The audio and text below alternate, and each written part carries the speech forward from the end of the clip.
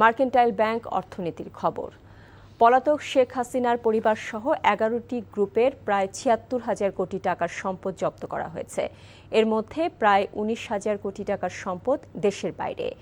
আওয়ামী আমলে পাচার হওয়া অর্থ ও সম্পদ পুনরুদ্ধারে দেশ বিদেশে সমন্বিত প্রচেষ্টা চালানো হচ্ছে জানিয়ে তিনি বলেন, এ পর্যন্ত চুরি হওয়া ১৪৬ কোটি টাকার সম্পদ জব্দ করা হয়েছে।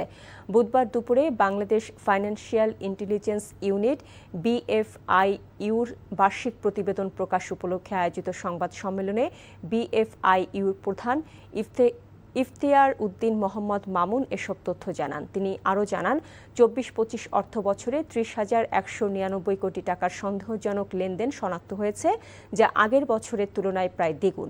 এসব লেনদেনের প্রায় ৯৫%ই ব্যাংকিং খাতে। সংবাদ সম্মেলনে আরও জানানো হয়, অর্থ পাচার ও দুর্নীতির মাধ্যমে অর্জিত সম্পদ পুনরুদ্ধারে এখন পর্যন্ত ৯৮টি মামলা হয়েছে।